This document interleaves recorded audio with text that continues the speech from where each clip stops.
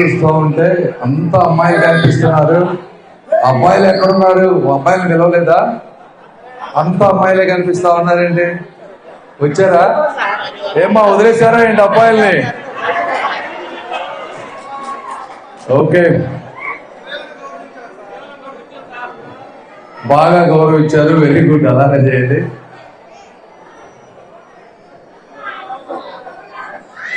Madam వచ్చాక మాట్లాడదాం.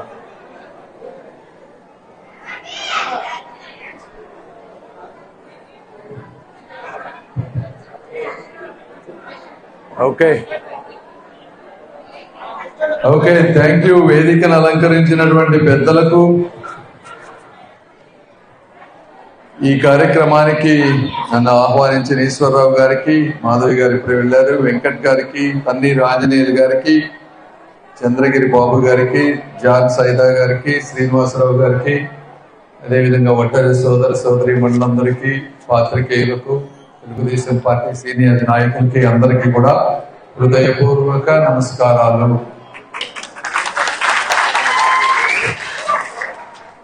ఒడ్డే సోదరి సోదరి, ఒకప్పుడు మీరు అంటే నాకు తెలియదు మీకు ఎంతమందికి తెలుసో, శ్రీకృష్ణదేవరాయల కాలంలో ఒరిస్సా ప్రాంతంలో ఒడ్డెర్లు రాజులుగా ఉన్నారు ఒకప్పుడు. ఇది వాస్తవం. అయితే అక్కడి నుంచి ఈరోజు ఇబ్బంది పడేటువంటి పరిస్థితుల్లో చాలా మంది ఉన్నారు. అంటే ఇళ్ళు వదిలిపెట్టి ఎక్కడెక్కడ అయితే మనకి వర్క్ ఉంటుందో అక్కడికి పిల్లల్ని తీసుకొని వెళ్ళటం, ఆ పిల్లలకి పాపం స్కూల్ కరెక్ట్ గా లేకపోవటం, ఇలా నిరంతరం ఒక పేదరికం అనేటువంటి సైకిల్లో ఉన్నారు. ఒక రాయి చెక్కాలన్నా, ఒక ఇల్లు కట్టాలన్నా, ఒక బ్రిడ్జ్ కట్టాలన్నా అది మీరు లేనిదే సాధ్యమవ్వదు ఈరోజు.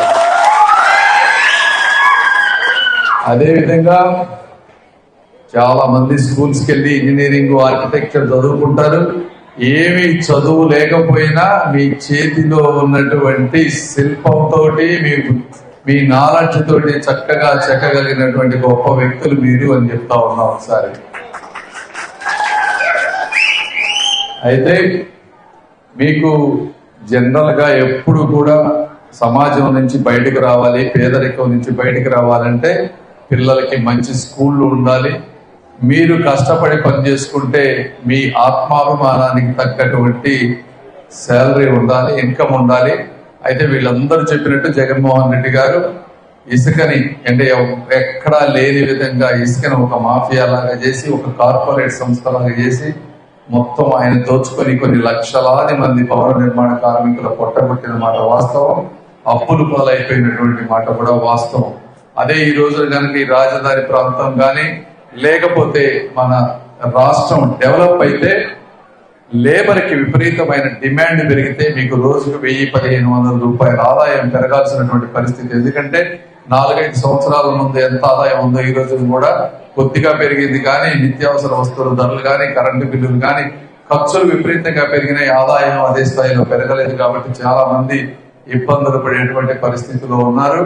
రేపు తెలుగుదేశం గవర్నమెంట్ వచ్చిన వెంటనే కూడా క్యాపిటల్ అంతా డెవలప్ అవుతుంది. ప్రతి వీధిలోనూ డెవలప్మెంట్ అంటే కన్స్ట్రక్షన్ యాక్టివిటీ పెరుగుతుంది. కాబట్టి మీ అందరికీ డిమాండ్ పెరిగి మంచిగా ఆదాయం పెరుగుతుందని నేను కోరుకుంటా ఉన్నాను. అదేవిధంగా జనరల్ గా కూడా ఈరోజు రాష్ట్రంలో చూస్తే గంజాయి ఎక్కడ పట్టినా కూడా గంజాయి. పిల్లలు, ఇప్పుడు మీరు పిల్లలందరూ ఉంటారు, మీరందరూ కష్టపడి పని చేసుకుంటా ఉంటారు. పొద్దు నుంచి సాయంత్రం దాకా పిల్లల్ని చూసుకునేటానికి టైం ఉంటుంది. మీకు ఉండదు, నాకు ఉండదు, ఎవరికి ఉండదు. మరి ఆ పిల్లలకి ఎవరేం పెడుతున్నారో తెలియనటువంటి పరిస్థితి ఈ రోజున. నిన్న ఈస్ట్ నియోజకవర్గంలో పోతే ఒక 10 మంది గంజాయి దాగి మహిళలు 10 మందిని కొట్టారంట రోడ్డు మీద. అంటే ఇలాంటి పరిస్థితులు వస్తా ఉన్నాయి. అంటే భద్రత లేనటువంటి పరిస్థితి. కొంతమంది ఐవీ డ్రగ్స్, నరాల్లో కూడా డ్రగ్స్ ఎక్కించుకునేటువంటి పరిస్థితి. మరి మందు తీసుకుంటే పాపం ఎక్కువ మంది పొద్దు నుంచి సాయంత్రం దాకా కష్టపడి ఏదో సాయంత్రం కొంచెం తాగి రిలాక్స్ అవుతాం అనుకుంటారు. మరి వాళ్ళవి కూడా 60 రూపాయలు ఉండే బాటిల్ ఈ రోజు 200 రూపాయలు అయిపోయింది. ఆ 200 రూపాయల బాటిల్ తో మొత్తం కూడా తోపుడు బండ్ల మీద కూడా మనకి డిజిటల్ పేమెంట్స్ ఉంటాయి, అవునా కాదా? ఇవి మాత్రం మందు దగ్గరికి వచ్చేటప్పుడు కంప్లీట్ గా పేమెంట్ తీసుకొని, అదంతా జగన్మోహన్ రెడ్డి గారు ఒక 70% కమిషన్ తీసుకొని ఆ డబ్బుతోటి ఈరోజు రాజకీయం చేసేటువంటి పరిస్థితి. మరి వీళ్ళు అంత పెట్టి కొనుక్కోలేక కొంతమంది అయితే శానిటైజర్స్ తో థమ్స్అప్ కలుపుకొని తాగి ఇవన్నీ కళ్ళు దెబ్బతింటం కానీ, లివర్ దెబ్బతింటం కానీ, నరాలు దెబ్బతింటం కానీ, కొంతమంది అయితే 30-35 ఏళ్లకే చనిపోయేటువంటి పరిస్థితి. జనరల్ గా మందు అనేది ప్రపంచం అంతా ఉంటుంది, ఎక్కడ కూడా మనుషులు 60-70 ఏళ్లలోపు చచ్చిపోరు మందు తాగితే. ఇక్కడ మన రాష్ట్రంలో మాత్రమే అది 5 సంవత్సరాల్లో 30 ఏళ్లకి 35 ఏళ్లకి చాలా మంది చనిపోయేటువంటి పరిస్థితి. ఎందుకంటే ఒక క్వాలిటీ కంట్రోల్ లేదు. జగన్మోహన్ రెడ్డి గారి బంధువులే ఈ మందంతా తయారు చేస్తా ఉన్నారు. ఇలా ప్రతి కుటుంబంలో పిల్లల దగ్గర నుంచి పెద్దవాళ్ళ దగ్గర నుంచి అందరినీ కూడా విచ్ఛిన్నం చేసి ముందుకు తీసుకువెళ్ళలేనటువంటి పరిస్థితుల్లో మనం ఉన్నాం. ఇప్పుడు మీకు వెస్ట్ నియోజకవర్గం రజనీ గారు వచ్చారు, ఎక్కడ చిలకలూరుపేట నుంచి. ఆమె అయితే అక్కడ 400 ఎకరాల భూమిని, అందులో గ్రానైట్ పెడితే ఆ 400 ఎకరాల భూమిని వీళ్ళు వైసీపీ ప్రభుత్వ పెద్దలకి అప్పచెప్పేసింది. ఎందుకంటే ఆమె వయసు ఎంతో 30 సంవత్సరాలు ఏమో, ఆమెకేమీ రాజకీయ అనుభవం లేదు, ఒక డాక్టర్ కాదు. అయినా కూడా ఫస్ట్ టైం గెలవగానే ఆమె మినిస్టర్ ఎలా వచ్చింది అంటే దానికి కారణం ఈ 400 ఎకరాల అసైన్డ్ భూమి, అది ఎస్సీ ఎస్టీలకు సంబంధించిన భూమి. సజ్జల రామకృష్ణారెడ్డి గారికి వాళ్ళ బంధువులకి అప్పచెప్పి అక్కడ తవ్వుకునే విధంగా చేసింది కాబట్టి ఆమెకు మినిస్టర్ వచ్చింది. అదే విధంగా అక్కడ కేబుల్ టీవీకి నెలకి 7.5 లక్షలు ఆమె కప్పం కట్టాలి, రజనీ ట్యాక్స్. అదేవిధంగా రేషన్ వాళ్ళు 15 లక్షలు కట్టాలి. అక్కడ గ్రావెల్ దువ్వితే ఒక టిప్పర్ పోతే 400, లారీ అయితే 1000 రూపాయలు, గ్రానైట్ తీసుకెళ్తే 3000 రూపాయలు. ఇవన్నీ కూడా మీరు గుర్తుపెట్టుకోవాల్సింది ఏంటంటే ఆ డబ్బు వాళ్ళు ఎక్కడి నుంచో తెచ్చేవారు, అవన్నీ మీకు ట్యాక్స్ రూపంలో పడతాయి ఈ డబ్బు అంతా. ఎందుకంటే నేను ఇక్కడ డాక్టర్ శేషయ్య గారు ఉన్నారు, అవినీతి ఏ విధంగా మనిషిని ఇబ్బంది పెడుతుంది. డాక్టర్ శేషయ్య గారు 2 రూపాయలు డాక్టర్. ఆయన ఇంతకు ముందు 3-4 సంవత్సరాల వరకు ఆయన 100 రూపాయలు చూసేవాడు. ఆయన 2 రూపాయలతో మొదలై 100 రూపాయలు ఫీజు. ఈ ఫైర్ హాస్పిటల్లోకి చిన్న ఫైర్ నామ్స్ కావాలి. ఆ ఫైర్ నామ్స్ కావాల్సి వచ్చినటువంటి వ్యక్తి 10 లక్షలు ఎంతో లంచం అడిగారంట. లంచం అడిగితే ఏదేంటి నన్ను లంచం అడుగుతున్నావు అంటే, డాక్టర్ గారు 100 రూపాయలు మిమ్మల్ని ఎవరు తీసుకోమన్నాడు, మీరు 200-500 తీసుకోండి, మీరు కొంత తినండి, మమ్మల్ని కొంత తిననివ్వండి, ఎందుకు మీరు ఇట్లా ఇబ్బంది పడతారు, ఎవరు చేయమన్నాడు మిమ్మల్ని 100 రూపాయలకి అని అడిగారంట. తప్పని పరిస్థితుల్లో ఆయన డబ్బు కట్టాడు, 100-200 రూపాయలు చేశాడు. ఇందులో నష్టపోయేది ఎవరు అంటే పేదవారు. నాలాగా డబ్బున్న వాళ్ళకు ఇంకొకళ్ళకు 100-200 చేస్తే ఏమి నష్టం జరగదమ్మా, జరిగేది మొత్తం కూడా మీ వారికి, మీలాంటి వ్యక్తులకే జరుగుతుంది. కేబుల్ టీవీ 7.5 లక్షల వాళ్ళ కట్టాలంటే 50 రూపాయలు ఉండే కేబుల్ టీవీ 75 రూపాయలు చేస్తారు మీకు. ఇట్లా ప్రతి ఒక్క దాంట్లో కూడా 10 రూపాయలు, 20 రూపాయలు, 30 రూపాయలు మీకు పెరిగినప్పుడు మీ ఖర్చులు విపరీతంగా పెరుగుతాయి. ఇట్లాంటి వ్యక్తులు ఆ అవినీతి సొమ్ము తీసుకొని వచ్చి ఈ ప్రాంతంలో అక్కడ గెలవలేదని తెలిసి కూడా అక్కడ ఆమె సర్వేలు చేపిస్తే ఓడిపోతున్నారని తెలిసి ఇక్కడ తీసుకొచ్చి రజనీ గారిని పోటీకి పెట్టారు. ఆమె అవినీతి సొమ్ముతో ఇక్కడ గెలవాలని చూస్తా ఉన్నారు. అలాంటి వ్యక్తులకు కనుక మీరు ఓటు వేసి గెలిపిస్తే వాళ్ళకి ఒక విధమైన అంటే మనం అవినీతి చేయటం, ఆ డబ్బు ఖర్చు పెట్టడం, మళ్ళీ గెలవటం, ఇదే అలవాటు అయిపోయి ఇష్టం వచ్చినట్టుగా ట్యాక్సులు వేస్తారు. ఆ ట్యాక్సులన్నింటినీ కూడా మోసే భారం మీ మీద పడుతుందని మీరు అందరూ తెలుసుకోవాలి. అదేవిధంగా కిలార్ రోసే గారు ఉన్నారు, ఎంపీగా పోటీ చేసే వ్యక్తి. ఆయన కూడా అదేటువంటి పరిస్థితి. అక్కడ కొన్నూరులో మొత్తం గ్రావెల్ తవ్వారు, ఇంకా చాలా అవినీతి చేశారు. ఇప్పుడు 3 క్యాపిటల్స్ సపోర్ట్ చేస్తా ఉన్నారు. మాధవి గారి గురించి మీకు తెలిసే ఉంటుంది. వాళ్ళు ఒక రియల్ ఎస్టేట్ లోనో హాస్పిటల్లోనో కొద్ది గొప్ప డబ్బు సంపాదించుకొని అందులో 2 రూపాయలు మీకు సేవ చేయడం కోసం వచ్చారు. అవినీతి సొమ్ముతో రాలేదు. వాళ్ళు మంచి చేస్తారని నేను భావిస్తా ఉన్నా. అదే విధంగా నేను కూడా ఈ ప్రాంతం నుంచి మీలాగనే చిన్న మధ్య తరగతి కుటుంబాలు, పేదరిక కుటుంబంలో నుంచి చదువుకొని వెళ్ళి అమెరికా వెళ్ళి కష్టపడి సంపాదించి ట్యాక్స్ కట్టి మిగిలిన డబ్బుల్లో 1-2 రూపాయలు మీకు సేవ చేసుకోవాలని మేము ముందుకు వచ్చాను. మీ పిల్లలందరికీ నేను ఒక స్ఫూర్తిగా ఉంటా.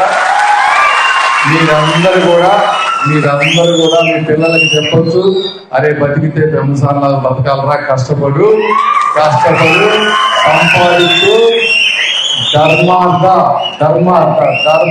కూడిన డబ్బు 1,00,000 కోట్లైనా సంపాదించుకో నీ శక్తి మేరకు.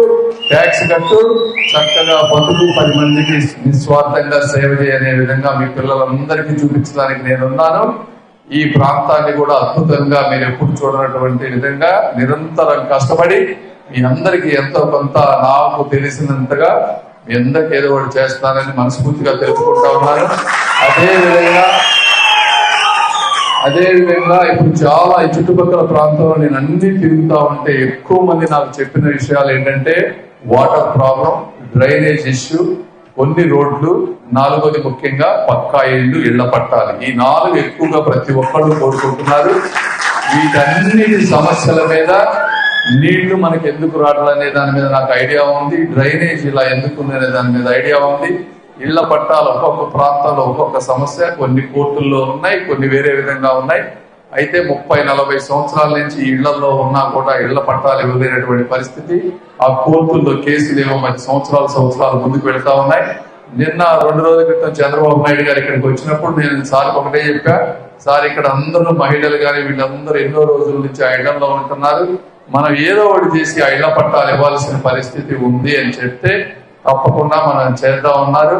ఆ కోర్టుల్లో ఏవైతే ఉన్నాయో ఆ కాంప్లెక్సిటీస్ ఎంత ఉన్నాయో చూసుకొని బాబు గారితో కూర్చొని తప్పనిసరిగా ఇళ్ల పట్టాలు కూడా ఇప్పించేటువంటి ప్లాన్ మేము చేస్తామని మీ అందరికీ తెలియజేస్తాము. సో ఇవన్నీ అదేవిధంగా నీళ్లు, రోడ్లు, డ్రైనేజ్ కూడా central government funds, state government funds match చేయాలి.